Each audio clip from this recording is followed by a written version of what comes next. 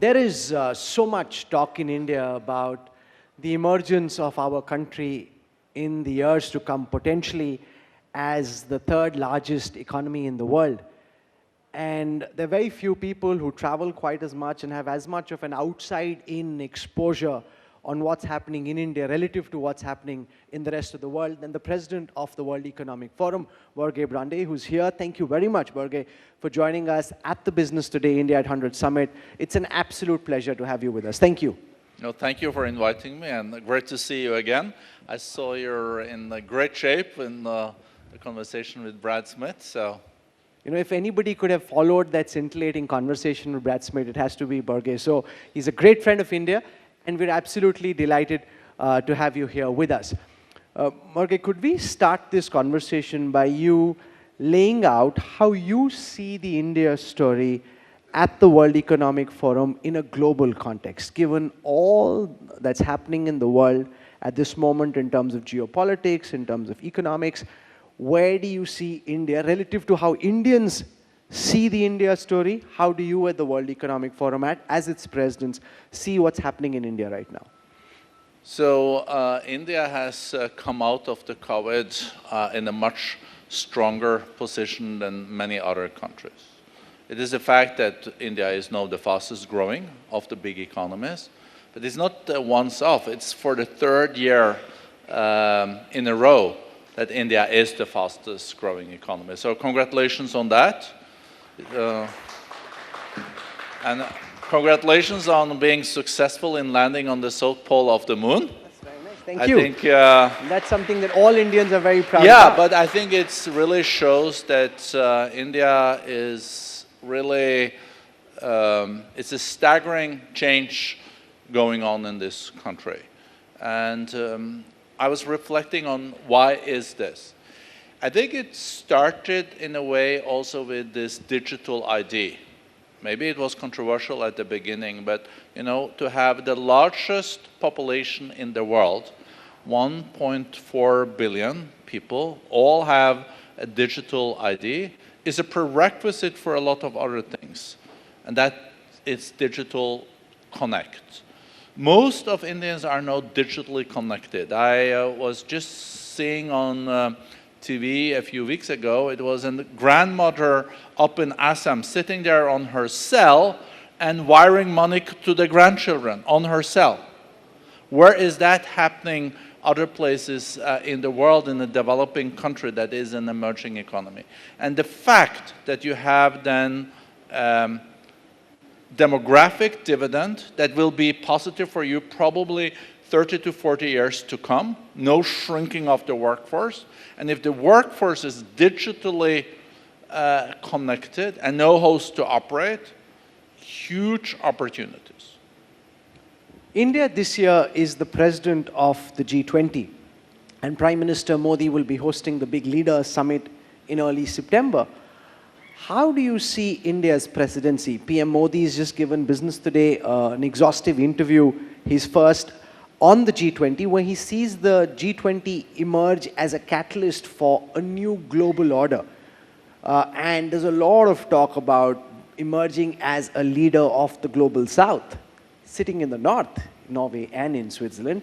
How do you see India's efforts at trying to be a catalyst in establishing a new global order? Borge? As you know, Rahul, Switzerland is also a neutral country, so Switzerland is dealing with all the different players and actors. But it is true that there is a new order. It's definitely the post-Cold War order is not anymore there. But I think we are between orders. We don't exactly know what the new order is. But there are fundamental economic changes going on, and that we do know. So the economists at the World Economic Forum also definitely are saying that India will become the third largest economy in the world in a couple of years. So you're bypassing Germany and Japan, and it will be then the US, China, the so-called G2. But my prediction, and I coined this for you here today, I think in a decade, we will be faced with a G3. Wow, that's interesting. Can we have a round of applause, please? And this is the first time I'm hearing of G3. Yeah, the G3 is the US, China, and India. And that is a new reality. So far, India has not really leveraged its strength in the global geopolitics. India has been a little bit shy about that. I think what Prime Minister Modi is showing now is that India will also play a more important role when it comes to shaping the new order. And the new order needs to mean that the global south will have more influence. It will need to also be reflected in the UN, in the Bretton Woods institutions, and the new institutions. So I think India has a lot of influence with the so-called global swing states. I haven't heard the articulation of this idea of a G3. It's a very powerful idea that you've laid forward. Are you just saying that, Borge, because you're in India and you're catering to this domestic constituency, and as an erstwhile politician, you want to say what they want to hear? Or do you actually believe that in the manner in which this new world order is emerging, in the manner in which a new India is being built, that a G3 is indeed possible? There is a new world order. So if you coin something in the days of Twitter or X, or if you do it on a TV show, it's not like that it's kept in India anymore. Things do spread very fastly. So I think with using this term G3, I think I have to be able to also argue for it, and in other places. It will probably come up even in Davos. Doesn't mean that G3 is the only dimension. I think the G3 is showing that there are going to be 3 really strong economies. India is already then contributing this year probably to 16% of the global growth. That shows already that the 3 trillion economy that I think will grow into a 10 trillion economy in the coming decade is already having a lot of influence. I think that in addition to the G3, I think Europe still plays an important role, but that is as the EU. It's still the largest market in the world, the single market. But also Africa is growing at an exponential level. The Africa Continental Free Trade Agreement is for 1.5 billion people. Extremely powerful, and I think with Prime Minister Modi, when he also insisted on inviting the African Union, I think both to the BRICS, but also to the G20, was showing visionary leadership, because Africa and Latin America are growing very fast in addition to ASEAN. You know, you're estimating a $10 trillion economy by 2033, and that's a very bullish estimate. There are aspects of the India story which are very promising, and yet there have been things that happen in India that may frustrate you or make you tear your hair apart in terms of reforms that you'd like or things that you'd like to happen a certain way. Do you want to spend a moment on that at this moment? What more would you like to see India do to be able to grow faster, to develop faster, and to be a bigger player in the international world trade order? So to grow faster, if you grow 8%, it's a bit hard. Of course, China at once grew at 10%. I think India can grow 8 to 10%. I think it's more on a question, how can that continue? How can you sustain that growth for the coming decade? And I think then you have to continue with reforms. Countries that stop reforming will also stop growing at that level. So every year there will need to be a new reform agenda. I think a prerequisite for the growth that we have seen is the digital connections, and also the fact that you're able, and that will be a big surplus, because I'm worried that we can move into a decade of low growth if we don't get it right now. We're seeing that growth is seriously slowing in Europe. We see that growth is also slowing in China and even have some deflation. If we don't continue to trade with each other and have a win-win approach, I think we can have a repetition of the 70s. That was a lost decade when it came to growth, 10 years with low growth. But why am I partly bullish that we can avoid this? And that is related to the new technologies. I think not only AI, but also big data, the changes in biology, we see it also in the health area. I think those new technologies will increase the productivity. We will produce even higher up in the value chain. And I think that can potentially lead to the necessary growth stimulus in the global economy. Of course, some people are afraid, oh, we will lose our job because AI. But you know, since the Industrial Revolution, all new technologies kill some jobs, but they lead to new and more interesting jobs higher up in the value chain, and you can get more prosperous. This time, India is not losing out on a new industrial revolution. I think if India gets it right, you can even drive the fourth industrial revolution. You see manufacturing is coming into this country. You also see that it's not only the back office of the world anymore, it can even be the front office. But then the government has to not get complacent. It has to then continue with the reforms. You have to invest more in the infrastructure. You have to invest more also in education. You have to invest more in research and development. That's where the new tax base will, and the tax and revenues will have to be invested in what can increase your competitiveness. And the digital IDs and all this has led to increased revenues from taxes without increasing the tax levels. This is incredible, but no, invest in the future, not in the past.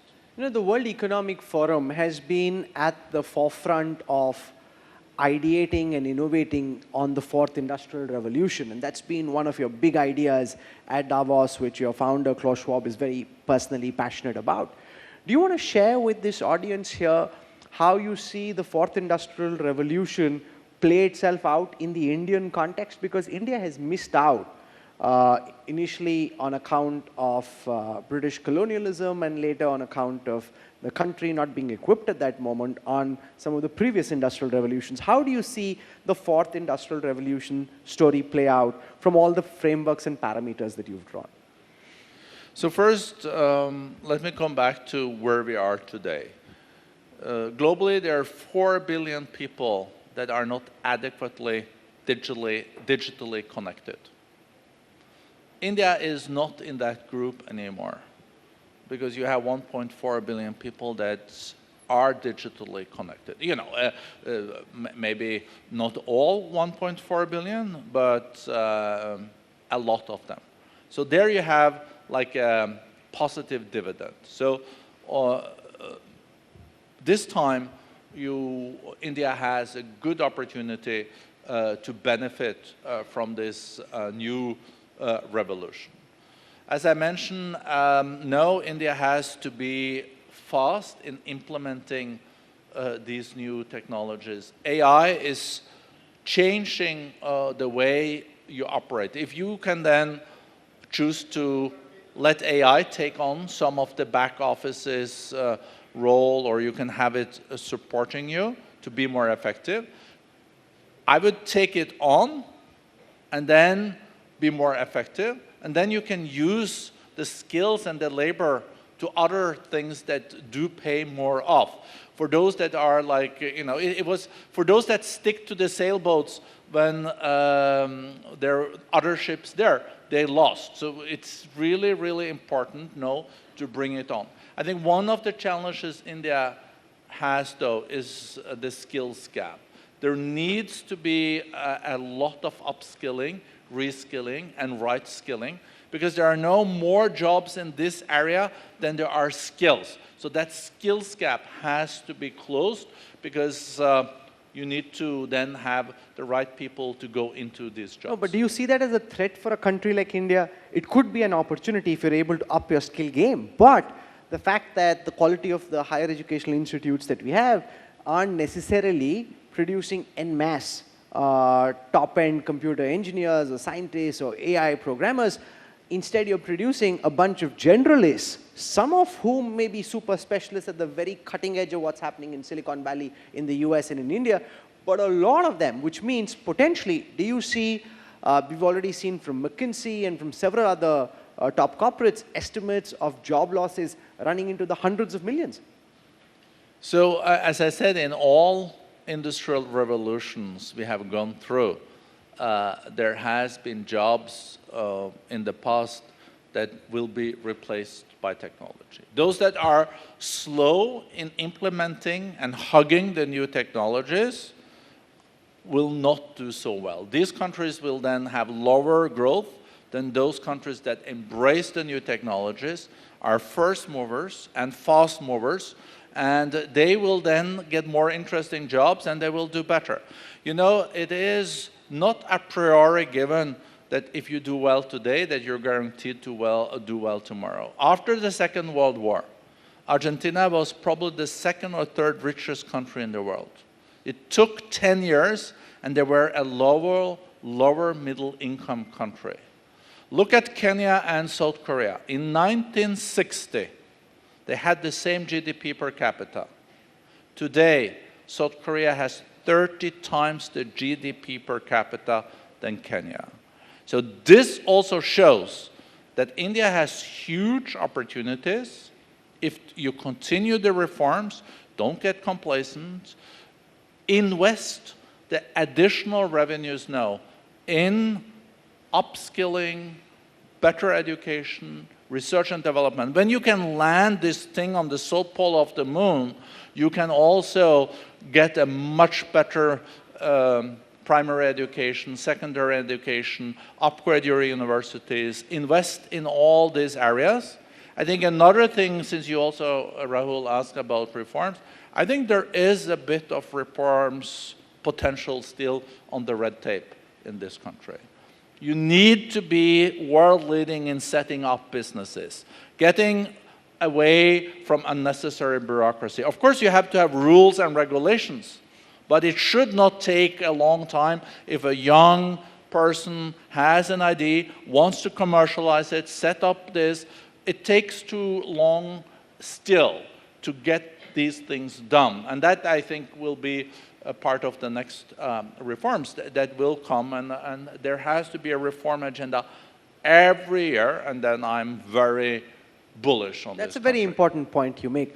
You also mentioned how countries like Argentina crashed economically in a matter of a few years. And that's where leadership becomes very important. Because in the hands of the right leaders, like China had in the 70s and the 80s, you can uplift millions of people from poverty. In the hands of the wrong leadership, a country can suffer economically. You've had many an opportunity to meet Prime Minister Modi. How do you, Borge, compare the leadership, personality, and approach of Prime Minister Modi with the cross-section of leaders that you meet internationally? So India has a leadership under Prime Minister Modi that has been persistently introducing reforms. So, of course, some of the benefits is we're seeing on, for example, the digital ID, that is also coming from former governments. That's for sure. But this government has shown business friendliness. I think also the results speak for themselves. So we don't, in the World Economic Forum, get involved into party politics and all this, and I know there is an upcoming election, but you asked me about the discussions I have had the privilege to have with the Prime Minister, and I feel that the Prime Minister really cares and understands also the business environment and how important that is for India, and the result speaks for itself. India is fast growing, but no, you have to secure that also for the coming years. Okay, how do you see the economic situation in China. We're seeing a lot of signs of potential economic distress. China is one of the major engines of the global economy and a prime driver of growth, or at least has been in the last couple of decades.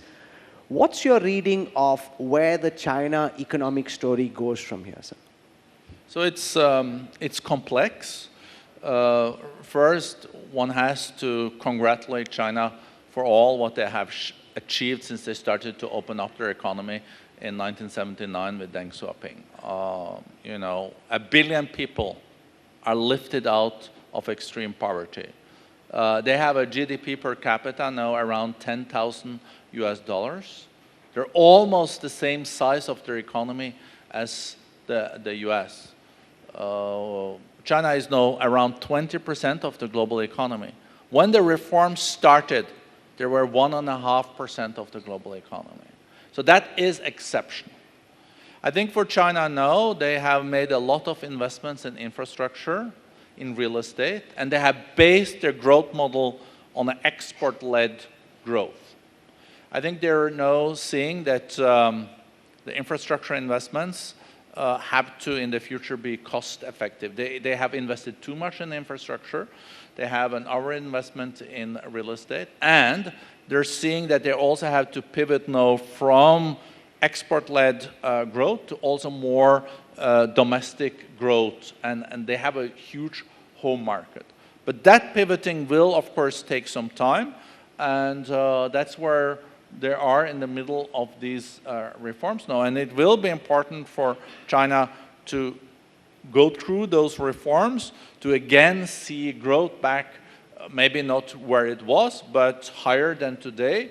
And also, the situation with the US is not ideal for China, because these two economies are big, and you see that manufacturing is, some manufacturing is moving out of China to Vietnam, India, because you see a diversification of the value chains. So China will also now is facing a situation where they have to incentivize more FDIs. At the core of the World Economic Forum is the idea and philosophy of free trade internationally. In the geopolitical and economic tensions that are building up, are you seeing the inevitability of more trade barriers being erected internationally? You spoke of the economic tension between the United States and China. Do you see that increasing in the years to come with President Biden following up on and doubling down on the protectionist policies of Donald Trump? There's a big election in the US, and I know you don't want to talk about elections, but do you see this as being an irreversible trend, or do you see this as being a trend in the moment which need not be permanent? I hope it's not a reversible trend, because we will pay a high price if we go into this decoupling and friendshoring, that you only buy from your friends. And who are your friends, though? Is Nigeria a friend? Is South Africa a friend? In my view, yes, but maybe that can change. I think you should buy where you get the best products to the best price, and we should continue to follow the competitive advantages of countries. But this notion of like just in time, just get the product 1 second before you need it into your value chain. This also just in case. I think we have to, I think it made sense to diversify a bit, but we should also be aware that the driver of the global growth the last decades, the engine behind this has been trade. And if you lose the baby with the bathwater, it has in that respect, and you just trade with yourself or some countries that you like, that will lead to a very dramatic situation when it comes to the global GDP. We think that total decoupling will shave off 8 to 10% of the global GDP. And we haven't had ever a depression that has shaved off that much. Then we're in a serious trouble, serious trouble. That's why I don't think that will happen. We have Secretary Raimondo of Commerce going to China, starting her visit on Monday. I think there will be areas where the G2 will not trade with each other. I think, for example, with semiconductors that are very sophisticated in the cyberspace area, products that have dual use, military and civilian, I think you will see less trade. But maybe that's 10% of the current trade between China and the US. 90% can continue as in the past. So I hope that we will continue with this kind of win-win thinking. That's also what is going to drive global growth in the years to come. I think, in my view, that is common sense, but common sense is not necessarily that common. Borge, you come from Europe, and one of the biggest concerns in Europe is the continuing war between Russia and Ukraine. Everyone thought at some point in time the war would end one way or the other. It seems to be dragging on with no immediate end in sight and no seeming way for Vladimir Putin to get off the war ramp. How do you see the Russia-Ukraine war pan out from here? And what impact do you think this is having on the global economy? Has it largely been factored in, or is this, because WEF spends a lot of time focusing on global risk, is this still, in your view, a big global risk where you don't know where the war goes, what turn it takes from here? So I definitely can say that the war will end. All wars have ended. But of course, we don't know how and when. I hope the war will end sooner and not later. It has big implications on soaring. It has led to soaring agriculture food prices globally, as we know. And it can again lead to a lot of increases in food prices in the year and years to come. Secondly, it has affected global energy prices. And we know that Europe is paying high price for no LNG gas that has replaced the cheaper Russian gas. When Europe is then paying so high price for LNG, it means that other countries, emerging economies that also has based themselves on import of LNG, they cannot compete with the prices that Europe still can pay, so they are also suffering from this. So hopefully we will see an end to this war. Of course, that end needs to be based on the principles that we all have agreed on the United Nations Charter, that is basis for dialogue and communication between countries. So let's see how this will pan out. I see it as a risk, but you know, it will be interesting to see what the coming year will bring of possible solutions to this war. That's extremely unfortunate. Do you want to spend a moment talking about the regulation of artificial intelligence? Because you've got national concerns where everybody wants to be in charge of data, every country wants its own laws, and yet a lot of the changes are very global. We've seen India in the last parliament session come out with a new data privacy law, which is several years late already. It doesn't focus much on AI, whereas that's the law that we need at this moment. But there's a lag between needing a law and the law coming through a consultative process and ultimately getting implemented. What are the ideas you have at the World Economic Forum about how AI should be regulated? I'm happy to answer that. Maybe just say 2 words about why this is so complicated because of the geopolitics. So in a fractured world, fragmented world, where there is a lot of competition, we barely can agree on anything. The UN Security Council is very toxic, and they used to agree on a lot of stuff, but not anymore. But the paradox is that still some of the major challenges that we are faced with globally, they travel without a passport.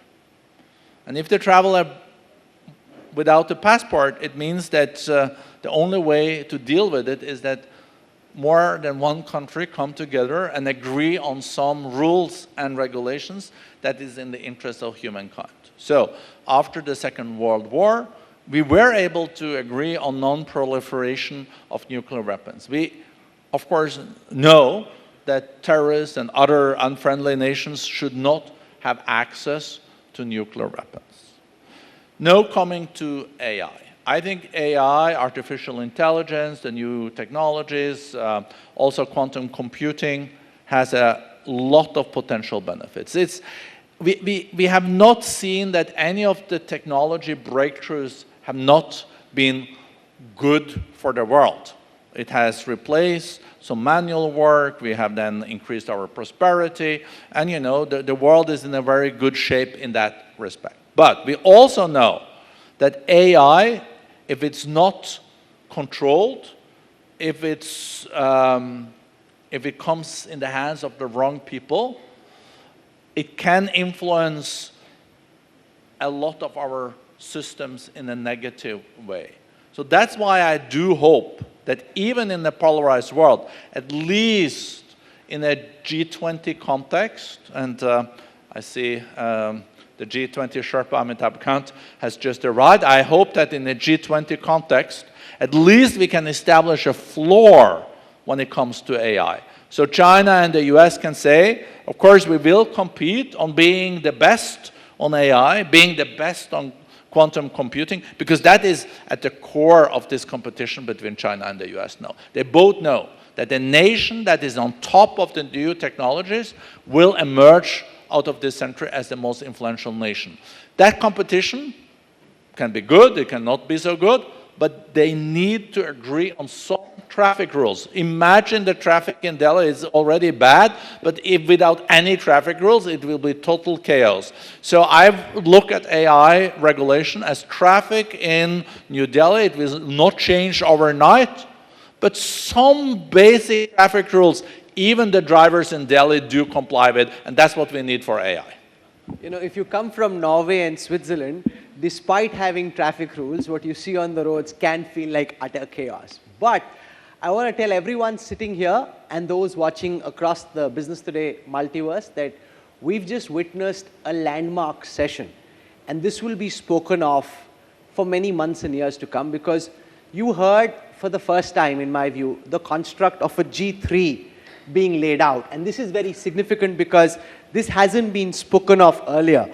From the president of the World Economic Forum, the idea that in 10 years from now, India will be a $10 trillion economy by 2033, and that the global order will be restructured in a way that the world will talk about G3, the United States, China, and India.